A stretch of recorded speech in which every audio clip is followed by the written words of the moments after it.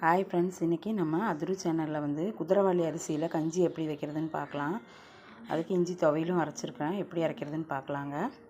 சூப்பராக இருக்குங்க, உடம்புக்கு ஆரோக்கியமானது, ஈஸியானது, சீக்கிரம் வச்சிடலாம். குழந்தைங்களுக்கு ரொம்ப நல்லது. ஈவினிங் டைமில் ரொம்ப பசிக்குதுனால இப்படி வச்சு சாப்பிட்லாம், நைட்டு சாப்பிட்லாம். இது ரொம்ப பசி வரவங்களுக்கெல்லாம் இந்த கஞ்சி வச்சு குடிச்சதுன்னா பசி கண்ட்ரோல் ஆகும். சுகர், பிபி, கொலஸ்ட்ரால் எல்லாத்துக்குமே ரொம்ப நல்லதுங்க. யாருக்குமே இது சாப்பிடக்கூடாதுன்னு கிடையாது, எல்லாத்துக்குமே இது சாப்பிட்லாம், ரொம்ப நல்லதுங்க. எப்படி செய்கிறதுன்னு பார்க்கலாங்க வாங்க.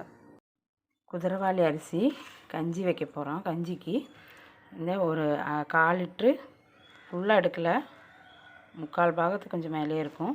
இந்த அரிசி எடுத்துருக்கோம், குதிரைவாலி அரிசி. இதை வந்து நம்ம கழுகி சுத்தம் பண்ணி எடுத்துகிட்டு வந்துடலாம். அது கூட கழுகி சுத்தம் பண்ணி குக்கரில் போட்டுட்டு 1 ஸ்பூன் ஜீரகம் எடுத்திருக்கேன். தண்ணி தட்டி இருக்கிறதுனால அப்படி இருக்குது. கொஞ்சமாக ஒரு பிஞ்சு சோம்பு, ஒரு சின்ன துண்டு பட்டை, 1 கிராம்பு, 1 ஏலக்காய் வச்சுருக்கேன். குருமிளகு 1 ஸ்பூன் வச்சுருக்கேன். கொத்தமல்லி தழை வச்சுருக்கேன். பச்சை மிளகா ஒரு 4 பச்சை மிளகா வச்சுருக்கேன். இது எல்லாத்தையுமே நம்ம ஒன்றா போட்டுருவோம். இதை மாத்திரம் குதிரைவாலி அரிசி மாத்திரம் கழுகிட்டு வந்துடலாம். குதிரைவாலி அரிசி கழுகிட்டு வந்துட்டேன். இதிலேயே வந்து நம்ம கொத்தமல்லி தழை,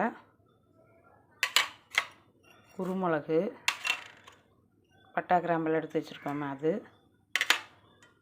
ஜீரகம், பச்சை மிளகா எல்லாம் போட்டுடலாம்.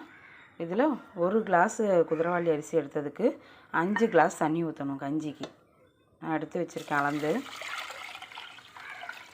5 கிளாஸ் ஊற்றணும். இதுவே திக்காயிரும். நம்ம வெந்ததுக்கப்புறம் நம்ம எடுத்து மறுபடியும் தண்ணி வேணும்னா ஊற்றணும். தேவையான அளவுக்கு உப்பும் போட்டுடலாம்.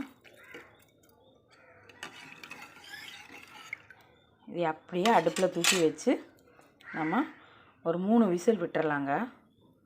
வாங்க பார்க்கலாம். குக்கர் போட்டு மூடி வச்சுருக்கேன்.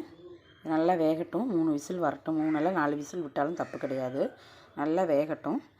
அதுக்கப்புறம் எப்படி இருக்குதுன்னு எடுத்து பார்க்கலாம். கஞ்சி வேகிறதுக்குள்ளே நம்ம சட்னிக்கு ரெடி பண்ணிடலாம். துவையலுங்க, இஞ்சி துவையல். அதுக்கு கஞ்சி வேகிறதுக்குள்ளே நம்ம இஞ்சி துவையல் அரைச்சிடலாம். இஞ்சி துவையலுக்கு என்னெல்லாம் எடுத்து வச்சுருக்கேன் பாருங்கள். கொத்தமல்லி தழை கொஞ்சம் எடுத்து வச்சுருக்கேன். தேங்காய் ஒரு 1/4 மூடி சிரவி வச்சுருக்கேன். இஞ்சி ஒரு பீஸ், பெரிய பீஸை கட் பண்ணி வச்சுருக்கேன்.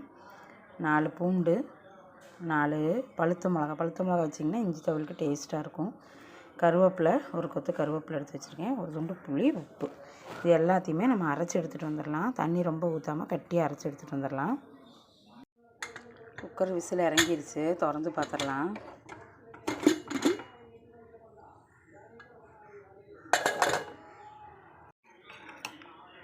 நல்லா வெந்துருச்சு கஞ்சி.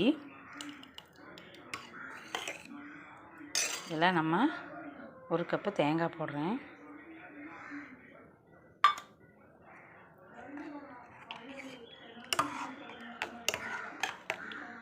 தண்ணி கொஞ்சம் பத்தாது, ஊற்றிக்கலாம். சூப்பராக இருக்குங்க இந்த கஞ்சி. நம்ம அரிசி கஞ்சிங்காட்டி இதுதான் நல்ல டேஸ்ட்டு. சுகர், பிபி, கொலஸ்ட்ரால் எல்லாம் இருக்கிறவங்க எல்லாமே வந்து இந்த கஞ்சி குடிக்கலாம். குழந்தைகளுக்கு இப்போ இருந்தே கொடுத்து பழக்கிடணும்.